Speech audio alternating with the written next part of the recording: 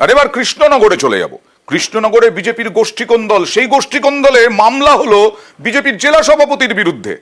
গোষ্ঠীকন্দলে মামলা, বিজেপি জেলা সভাপতির বিরুদ্ধে মামলা দায়ের। সরাসরি চলে যাব প্রতিনিধি সমীর রুদ্রর কাছে। সমীর, গোষ্ঠীদ্বন্দ্ব হলো, সেখানে বিজেপি জেলা সভাপতির বিরুদ্ধেই মামলা হয়ে গেল, কেন? একদমই তাই। দেখো, বিজেপির যে কৃষ্ণনগর উত্তর সাংগঠনিক জেলা সভাপতি অর্জুন বিশ্বাস, তার বিরুদ্ধে কৃষ্ণনগরে কোর্টের ফলে মামলা দায়ের করলেন কৃষ্ণনগরের উত্তর বিজেপির কিষাণ মোর্চার প্রাক্তন সহসভাপতি লালমোহন ঘোষ। তার অভিযোগ যে গত লোকসভা নির্বাচনে তার মতন প্রায় ২৫০০ কর্মীকে এই অর্জুন বিশ্বাস বসিয়ে রেখেছিলেন এবং যার জন্যই কিন্তু রাজমাতা অমৃতা রায়ের পরাজয় হয়েছে। এবং এই পরাজয় হওয়ার পরে রাজমাতা অমৃতা রায় যখন সংবাদদাতাদের মুখ খোলে, তখন তিনি জানতে পারেন যে আর্থিক তছরূপ করা হয়েছে, দলীয় নেতৃত্ব আর্থিক তছরূপ করেছে। এবং এই বিষয়ে জানার জন্য তিনি গত ৮ তারিখ কৃষ্ণনগর পার্টি অফিসে দলীয় কর্মী সমর্থকদের নিয়ে যান এবং সেখানে উপস্থিত ছিলেন এক বিজেপি নেতা। তার কাছে তিনি যখন জবাবদিহি করেন, তখন তিনি অর্জুন বিশ্বাসকে ফোন করেন যে এরা বিষয়টি সম্বন্ধে জানতে এসেছে। অর্জুন বিশ্বাস তখন তাকে তার ফোনে নির্দেশ দেয় যে এদেরকে গুলি করে বা মেরে তাড়িয়ে দেওয়ার জন্য। এবং এরপরে কিন্তু তাদের উপরে চড়াও হয় ওই বিজেপি পার্টি অফিসে থাকা কর্মীরা এবং তাদেরকে মারধর করে সেখান থেকে তাড়িয়ে দেওয়া হয়, এমনকি মহিলাদের শ্লীলতাহানি করা হয় বলে অভিযোগ। এবং এরই পরিপ্রেক্ষিতে গতকাল কোতোয়ালি থানায় অভিযোগ দায়ের করেছে লালমোহন ঘোষ এবং কোতোয়ালি থানায় কিন্তু লিখিত অভিযোগ দায়ের করেছেন এবং পুলিশ ইতিমধ্যে তদন্ত শুরু করেছে। তবে সমস্ত অভিযোগ অস্বীকার করেছে অর্জুন বিশ্বাস। কোতোয়ালি থানা অভিযোগ দায়ের করেছেন লালমোহন ঘোষ, বিজেপি নেতা অর্জুন বিশ্বাসের বিরুদ্ধে অভিযোগ দায়ের। লালমোহন ঘোষ কি বলছেন আর অর্জুন বিশ্বাস কি বলছেন, দেখুন। জানতে চালাম যে রানীমা তো মুখ খুলেছে, টাকা পয়সা ৩-৬-৩ হয়েছে, তার কারণটা কি? অর্জুন বিশ্বাস উনি অর্ডার দিয়েছেন, যত লোক লাগে আমি পাঠাচ্ছি, তোমরা ওদেরকে গুলি করো, গুলি করে মেরে দাও, মহিলাদের শ্লীলতাহানি করো, যা করার আমি করব, যা দেখার আমি দেখবো। আমি থানায় অভিযোগ আছে, কৃষ্ণনগর থানাতে। তবে এই অর্জুন বিশ্বাস যদি ক্ষমতায় থাকে, দেখা যাবে দলটাকেই বিক্রি করে দেবে। এবার পশ্চিমবাংলায় বিজেপি বলে কিছু থাকবে না। দলের হারের জন্য দায়ী হচ্ছে অর্জুন বিশ্বাস। এতদিন পর তার মনে পড়লো কেস করতে হবে, তাই না? তার খুব কাছের নেতা যে এইভাবে চাপ দিয়ে এইভাবে মিথ্যা কেসটা করা হচ্ছে আমার মনে হচ্ছে। একবার স্বপন বিশ্বাসকে তো করা দিয়েছিল, ফেলিওর হয়েছে, এখন একে দিয়ে করেছে। এইগুলো নোংরা খেলা করছে, চাপড়া থেকে শুরু করে আজকে বেলপুকুর থেকে শুরু করে সব জায়গায় তৃণমূলের ভোট দেওয়ার কথা বলেছে। সে প্রমাণ আমাদের কাছে এভিডেন্স নেই নাকি? বিজেপির অনেক সময় ছদ্মবেশী থাকে না, শশীর মধ্যে ভূত। আমি কেসটা দেখে আগে গিয়ে দেখবো, আগে এফআইআর হয়েছে কিনা, তারপরে মন্তব্য করবো কে করছে না করছে দেখে তারপর। নদিয়ার কৃষ্ণনগরে ছিলাম, এবং চলে যাব নদিয়ার কালীগঞ্জে। তৃণমূল নেতার বাড়ি লক্ষ্য করে গুলি, তৃণমূল নেতার বাড়ি লক্ষ্য করে গুলি নদিয়ার কালীগঞ্জে, এবং তাতে উত্তেজনা ছড়িয়েছে। নদিয়ার কালীগঞ্জে তৃণমূল নেতার দুই গোষ্ঠীর মধ্যে অশান্তির অভিযোগ। জেলা পরিষদ সদস্য শাহিদুল্লাহ শেখের বাড়ি লক্ষ্য করে গুলির অভিযোগ টিএমসি নেতা জিয়াউর রহমান ও তার দলের বিরুদ্ধে।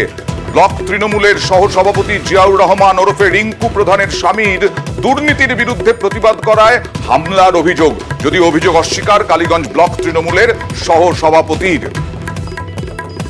আর জেলা পরিষদের সভাধিপতি শাহিদুল্লাহ শেখ তিনি কি বলছেন, দেখুন। আজকে ওরা যে দুর্নীতি করছে, মানুষের সঙ্গে কাটমানি, আজকে জবরদস্তি করে লোকের জমি দখল করা, এই সমস্ত অন্যায়ের প্রতিবাদে আজকে মানুষকে জোর করে ধরে তার সঙ্গে টাকা পাবো বলে ধরে তাকে করা, হ্যারাস করা, তার প্রতিবাদে আজকে আমাকে দমাবার জন্য আজকে তারা কালকে রাতে সেখানে আমার বাড়িতে এসে আমাকে চমকাবে এবং ধমকাবার জন্য 2 রাউন্ড গুলি করে গেছে। হ্যাঁ, ওরা তৃণমূলেরই লোক, আমাদের তৃণমূলের। আমার এখানে কোনো বিরোধী কোনো আমার নেই। গতকাল মানে রাত্রি 11:15 আমরা সবাই বাড়ির মধ্যে ছিলাম।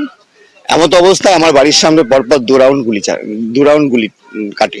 সঙ্গে সঙ্গে আমরা যখন আওয়াজ পেয়ে দরজা খুলে যখন আমরা ছুটে আসি, তৎক্ষণাৎ আমরা দেখি দুষ্কৃতীরা এই গলি দিয়ে পালাচ্ছে। 3 জন ছিল। এটা আমাদের মহিরউদ্দিন যে আছে অঞ্চলের যে ভাইস প্রেসিডেন্ট এবং প্রাক্তন প্রধান, মহিরের নেতৃত্বে রিঙ্কু এটাকে সম্পূর্ণ করছে এবং এই ওয়ার্ডের যিনি মেম্বার তার হাজবেন্ড ডাবলু এর সঙ্গে যুক্ত আছে।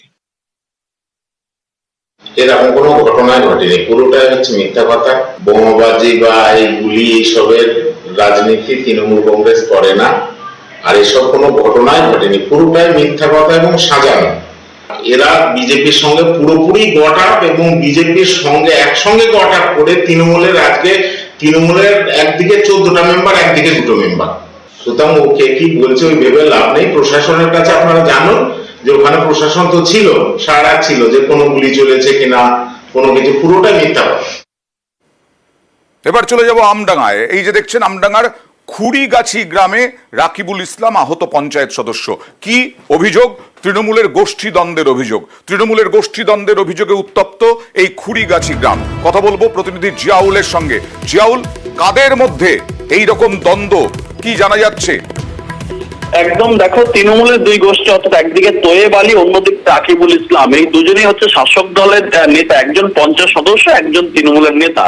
ফলে এলাকার দখল কার কাছে থাকবে সেই দখল নিয়ে একটা দীর্ঘদিনের গন্ডগোল। এবং এই আমডাঙ্গার খুড়িগাছি, বোধাই গ্রাম পঞ্চায়েতের খুড়িগাছি এলাকায় এই দখল নিয়ে দীর্ঘদিন কয়েকটি গন্ডগোল হচ্ছিল। এবং গতকাল রাতে যখন এই পঞ্চায়েত সদস্য সহ আরো কয়েকজন কর্মী তারা বাজার থেকে বাড়ি ফিরছিল, সেই সময় রাতে অতর্কিত হামলা চালায়, লাঠি ছোটা বাঁশ নিয়ে, বন্দুকের বাঁশ নিয়ে হামলা চালায়।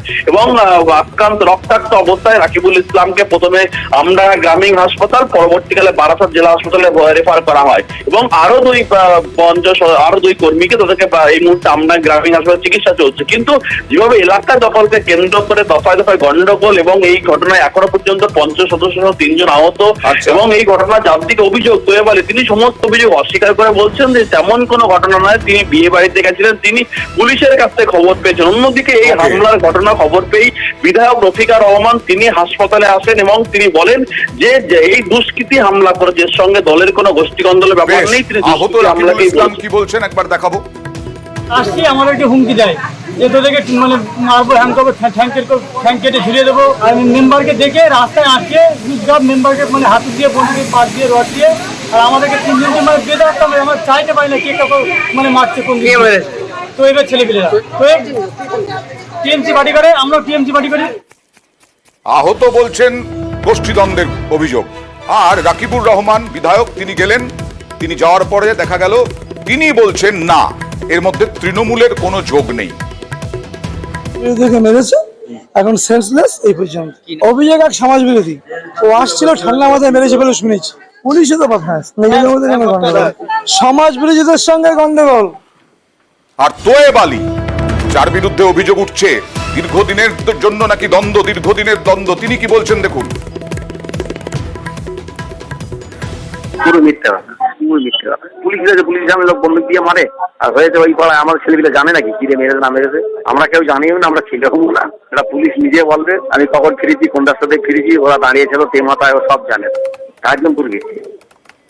এবার দেখাবো প্রদেশ কংগ্রেস সভাপতি অধীর রঞ্জন চৌধুরীর মন্তব্যে জল্পনা। কি মন্তব্য?